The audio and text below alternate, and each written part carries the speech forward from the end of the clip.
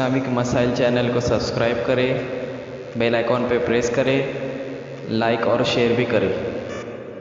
बिस्मिल्लाहिर्रहमानिर्रहीम। टिड्डियों का एक दल जो है वो बिल्कुल हिंदुस्तान के अक्सर व बेशतर बड़े बड़े इलाके में पहुंच चुका है।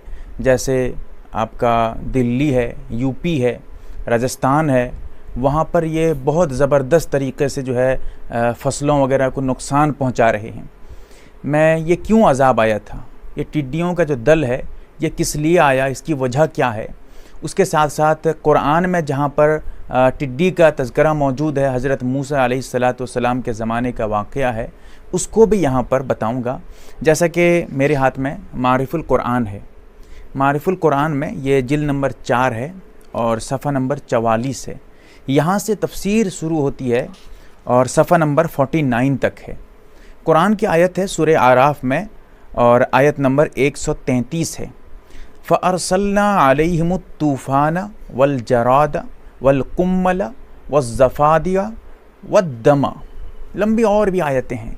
देखिए, सबसे पहली बात तो आप ये समझिए, ये जो अज़ाब आ रहे हैं ये अल्लाह की तरफ से एक तंबीह के तौर पे हैं कि तुम जो है अभी भी सुधर जाओ, तुम भी अभी भी जो है अल्लाह के रास्ते पे, राह रास्त पे आ जाओ, वरना अल्लाह ताला बार बार तंबीह कर रहा है, फिर अंजाम बहुत ख़तरनाक होगा अगर अभी भी तुम न समझो।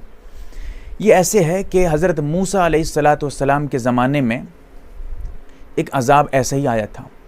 टिड्डी को अरबी में जराद कहते हैं, जैसा कि कुरान में उसका तज़किरा मौजूद है। मैंने अभी आयत पढ़ के आपको सुनाई है। इसका हुक्म पहले समझ लें। टिड्डियों का खाना शरीयत में बिल्कुल जायज़ है, खा सकते हैं। और अगर टिड्डी मर भी जाए, हदीस में आता है, सही हदीस से, सही रिवायत से साबित है, 2 मुर्दार ऐसे हैं जिनका खाना जायज़ है। एक है मछली। मछली अगर मर जाए तब भी उसको आप खा सकते हैं। मछली को खाने के लिए ज़िबाह करना, उसको काटना ये ज़रूरी नहीं है। इसी तरह टिड्डी, इसको भी जो है आप बग़ैर ज़िबाह किए खा सकते हैं। और मुर्दा, अगर टिड्डी मर जाए तब भी आप इसको खा सकते हैं। आगे मैं ये क्यों बताया हूँ, आगे इसको आगे जोड़ूंगा इंशाअल्लाह, बहुत अहम बातें आएंगी। हज़रत मूसा अलैहिस्सलाम के ज़माने में 9 अज़ाब आए थे जिसका तज़किरा कुरान में है। 2 अज़ाब का तज़किरा पहले हो चुका था। अब जो इस आयत में मैंने जो आयत पढ़ी है, चंद 2 के बाद और जो हैं अज़ाब हैं, 7 अज़ाब, उसका तज़किरा मिलता है। सबसे पहला जो है तज़किरा इसमें है तूफ़ान का। ये तूफ़ान जो है बहुत ख़तरनाक तूफ़ान था, तेज़ हवाएं थी, उसके साथ साथ बारिश और पानी इतना ज़्यादा हो गया था कि लोग उससे बेजार और परेशान थे। 2 कौम थी उस वक्त, एक थी फ़िरऔन को मानने वाली कौम और दूसरी कौम थी हज़रत मूसा अलैहिस्सलाम को मानने वाली। जो कौम हज़रत मूसा अलैहिस्सलाम को मानती थी उसे बनी इसराइल कहा जाता है, और जो फ़िरऔन को मानती थी उसे कौम फ़िरऔन कहा जाता था। तो इसी से आप आगे मैं बात करूँगा तो आप समझते जाएंगे।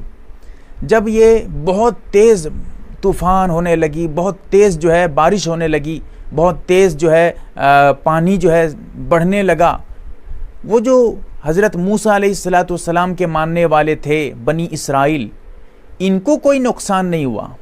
ये अपने मौज में थे, बिल्कुल जो है ऐशो आराम में थे, इनको कोई दिक्कत नहीं हो रही थी। ये जो तूफ़ान से जिनको दिक्कत हो रही थी, जिनको परेशानियां हो रही थी, वो कौम फ़िरऔन थी। जब ये अब बर्दाश्त से बाहर हो गया ये तूफ़ान, अब वो लोग आए हज़रत मूसा अलैहिस्सलाम के पास कि आप जो है अल्लाह से दुआ करें ये हट जाए। तो वादा किया कि हम आपको रसूल मानेंगे, नबी मानेंगे, वगैरह वगैरह। फिर उसके बाद हज़रत मूसा अलैहिस्सलाम ने दुआ की। 7 दिन के बाद ये तूफ़ान ख़त्म हो गया। फिर उसके बाद पानी वगैरह, सैलाब था, पानी था। उसके बाद ये लोग जो है खेती वगैरह करने लगे और अपने वादे को भूल गए जो हज़रत मूसा अलैहिस्सलाम से वादा किया था इन्होंने। फिर जब ये लोग खेती करने लगे, खेती ज़बरदस्त होने लगी, बहुत ज़्यादा गल्ले वगैरह उगाने लगे, बहुत अच्छी तरह से पहले के मुकाबले में ज़्यादा खेती होने लगी, ज़्यादातर जो है अनाज उगने लगे। अब ये लोग कहने लगे ये तो जो तूफान आया था ये अजाब नहीं था, अजाब कुछ नहीं था, ये तो हमारे फायदे के लिए आया था, क्योंकि हमें जो पहले फायदा होता था उससे ज़्यादा खेतियां हम आज उगा रहे हैं। और तकरीबन इस तूफान के 1 महीने तक ये इस तरह काम करने लगे। फिर अल्लाह ताला एक और अजाब इनके ऊपर जो है मुसल्लत कर देता है। वादा भूल गए और ख़ुद कहने लगे ये जो अजाब अगर इसको माना जाए तो ये तुम लोगों की वजह से, बनी इसराइल की वजह से कहने लगे, यानी कहने लगे कि हज़रत मूसा अलैहिस्सलाम की वजह से ये अजाब आया था। बिल्कुल बात को पलट दिए। फिर उसके बाद अल्लाह ताला ने एक और अजाब भेजा। जब इनकी खेतियां हरी भरी हो गईं, टिड्डी का दल ये जो है आ गया अल्लाह की तरफ से, और इतना सख्त आया कि वो जो उनकी खेतियां वगैरह थी सबको बर्बाद करते गया, सब नुकसान होते गए। उसके अलावा घर में जो खाने की चीज़ें थीं उसको भी ये टिड्डी खाते गए, ख़त्म करते गए। 1 हफ्ते तक, तकरीबन 7 दिन तक ये सिलसिला चलता रहा। ये लोग फिर बेजार हो गए, फिर परेशान हो गए। अब उसके बाद फिर आते हैं हज़रत मूसा अलैहिस्सलाम के पास, फिर वादा करते हैं हम आपको रसूल मानेंगे, नबी मानेंगे, आप दुआ कर दीजिए। फिर उसके बाद दुआ कर देते हैं। अब ये अजाब ख़त्म हो जाता है। जब ख़त्म हो जाता है, कुछ गल्ले वगैरह, कुछ अनाज वगैरह इनके पास बाकी थे। अब ये लोग फिर अपने वादे को भूल गए, फिर कहने लगे कि हम आपको फिर नबी नहीं मानेंगे, हम आपको रसूल नहीं मानेंगे। जो कौम फ़िरौन थी वो इस तरह कहने लगी। तो फिर उसके बाद अल्लाह ताला ने एक और अजाब भेजा। उसका लफ्ज़ कुरान में आया है कुम्मलुन। कुम्मलुन कहते हैं, 2 तर्जमा है इसका। एक है जूं, जो बालों में, सरों में, इंसान के सरों में या किसी जानवर वगैरह के जिस्म पे छोटे छोटे कीड़े होते हैं, जूं है। लेकिन यहाँ पर कुम्मलुन का तर्जमा जूं नहीं है, यहाँ पर कुम्मलुन कहते हैं घून। जो घून होता है, जिसको जो है लकड़ी वगैरह पे या किसी जो है चावल वगैरह पे कुछ कीड़े, ऐसे कीड़े पैदा हो जाते हैं जो उसको जो है बिल्कुल खोखला कर देते हैं। गेहूँ वगैरह को, अनाज वगैरह को बिल्कुल खोखला कर देते हैं खा के। छोटे छोटे कीड़े पैदा हो जाते हैं। इसी तरह लकड़ी वगैरह में भी छोटे छोटे कीड़े पैदा हो जाते हैं, वो उसको बिल्कुल खा कर जो है खोखला कर देते हैं अंदर से। इस तरह का अजाब पैदा हुआ। और वो जो अनाज वगैरह बचा के रखे हुए थे उसमें ये घुन लगने लगे। अब वो भी बर्बाद होने लगा। अगर 10 मिसाल दे रहा हूँ, जैसे कि किताबों में तज़किरा है, लेकिन यहाँ किलो के हिसाब से नहीं है, मैं आपको समझाने के लिए किलो के हिसाब से बता रहा हूँ। 10 किलो अगर लेके आते थे अनाज, आटा निकालने के लिए कौम फ़िरौन जो है, तो 10 किलो में से 3 किलो आटा बनता था। इतना खोखला हो गया था अंदर से। अब वो लोग फिर परेशान हो गए। फिर हज़रत मूसा अलैहिस्सलाम के पास आए, फिर उन्होंने वादा किया, फिर हज़रत मूसा ने दुआ की। 1 हफ्ते के बाद फिर जो है यह अजाब ख़त्म हो गया। फिर उसके बाद फिर से वो जो है भूल गए। फिर उसके बाद वादा खिलाफ़ी इन्होंने की। उसके बाद एक अजाब आया, ज़फ़ादी, ज़िफ़दउन कहते हैं मेंढक की। मेंढक का अजाब जो है ज़बरदस्त अजाब आया। घर में अगर कोई सो जाता था, और ये जितने भी अजाब आ रहे थे जो बताऊंगा, अभी आगे बताने वाला हूं, जो बता चुका हूं, ये सब के सब कौम फ़िरौन पे अजाब आ रहा था। जो बनी इसराइल थे, जो हज़रत मूसा अलैहिस्सलाम को मानने वाले थे, इन पे कोई फ़र्क नहीं पड़ रहा था। ये बिल्कुल पहले की तरह ज़िंदगी गुजार रहे थे। अजाब से इनको कोई नुकसान नहीं हो रहा था। नुकसान हो रहा था तो कौम फ़िरौन को। तो अब जो मेंढक, ज़िफ़दउन कहते हैं मेंढक का अजाब आया। जब कोई सो जाता था कौम फ़िरौन में से, तो मेंढक इतने घरों में भर चुके थे, और इधर उधर हर जगह जिधर देखो मेंढक। घर में अगर कोई सो जाता था, पूरे जिस्म में मेंढक लग जाते थे। इसी तरह अगर कोई करवट लेता था, पता चला कि सिर्फ और सिर्फ मेंढक ही मेंढक हैं घर में। परेशान, अब क्या करेंगे। फिर इसी तरह हज़रत मूसा अलैहिस्सलाम से दुआ कराई गई। फिर यह अजाब भी 1 हफ्ते में टल गया। ये जो एक अजाब से दूसरे अजाब तक जो वक्फ़ा होता था, 1 महीने का वक्फ़ा होता था। 1 महीने के बाद फिर वादा खिलाफ़ी करते थे, तो 1 महीने के बाद फिर से अजाब शुरू हो जाता था। उसके बाद फिर से एक अजाब आया।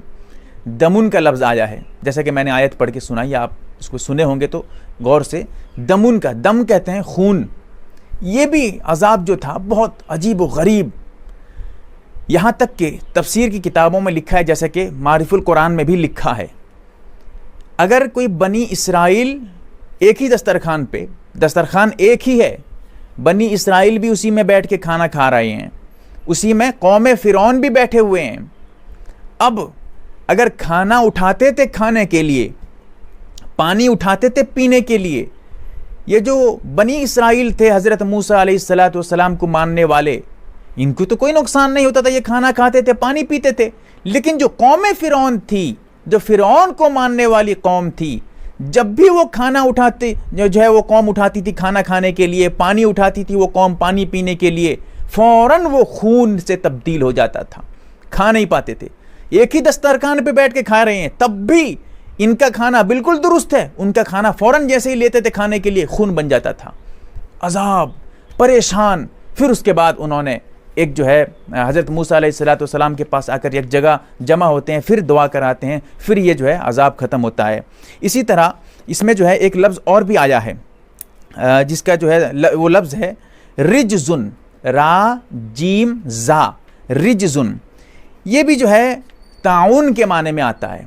वबा, अभी जैसे वबाई बीमारी चल रही है, कोरोना वायरस चल रहा है, वबाई अमराज हैं, ऐसे ही ताउन और वबाई बीमारी को जो है रिजजुन कहते हैं। ये भी अजाब उसके बाद मुसल्लत हुआ।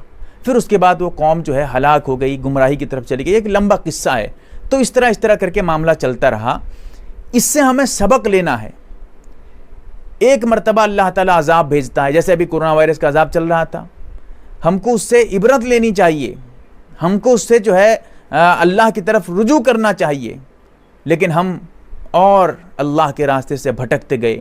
फिर से अल्लाह ने एक दूसरा अजाब हम पे मुसल्लत कर दिया। अभी टिड्डियों का अजाब चल रहा है। जहाँ ये टिड्डियों का मामला चल रहा है, वहाँ पर जो खेती वगैरह करने वाले थे, किसान वगैरह थे, सब के सब परेशान हैं। किया जाए तो क्या किया जाए? पूरी खेत जो है वो खेत, मुकम्मल खेत को खाकर ख़त्म कर देते हैं। और जब ये टिड्डियों का जो है दल आता है, ऐसे लगता है जैसे बादल है, ऐसे महसूस होने लगता है जैसे शाम और रात होने वाली है, अंधेरा छा जाता है। और ये कोई टिड्डी का दल 10-20 टिड्डियाँ नहीं होते हैं, इस जो नहीं होती हैं, इसमें लाखों लाख करोड़ों करोड़ टिड्डियाँ होती हैं। इतने सख्त अजाब में अब मुब्तला हैं। ऐसे वक्त में हमें अल्लाह की तरफ रुजू करना चाहिए, हमें इबरत लेनी चाहिए। जैसे जो बनी इसराइल के ज़माने में ये अजाब आया था, एक अजाब आया, फिर वो लोग फिर नाफरमानी करने लगे, अल्लाह को भुलाने लगे, तो फिर दूसरा अजाब आया। ऐसे ही अब भी यही हो रहा है, एक अजाब आ रहा है, हम फिर अल्लाह की तरफ से भटक जाते हैं, दूसरी तरफ चले जाते हैं, अल्लाह को भूल जाते हैं। फिर से अल्लाह ताला दूसरा अजाब मुसल्लत करता है ताकि मेरे बंदे फिर मेरी तरफ रुजू कर लें। लेकिन हम फिर वही काम, उसी तरफ फिर जाते चलते फिरते रहते हैं। अल्लाह से दुआ करें, अल्लाह ताला हमें समझ अता करे।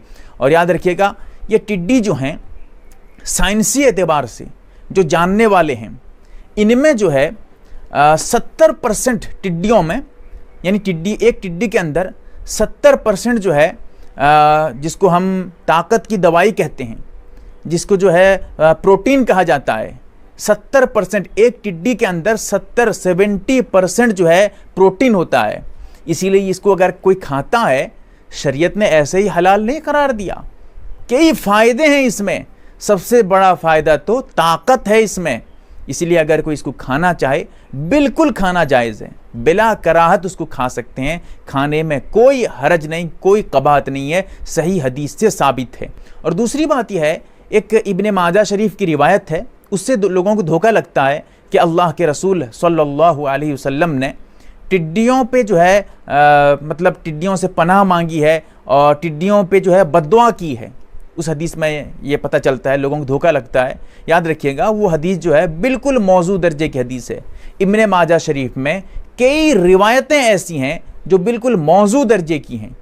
उनमें से एक रिवायत ये भी है कि टिड्डी पे जो है अल्लाह के रसूल सल्लल्लाहु अलैहि वसल्लम ने बद्दुआ की है। ये रिवायत मौजू दर्जे की है। तो इसीलिए हमें इससे इबरत लेना चाहिए। और कुरान को सामने रखते हुए, तफसीर को सामने रखते हुए मैंने ये बातें आप तक पेश की हैं। अल्लाह ताला हमें शरीयत का पाबंद बना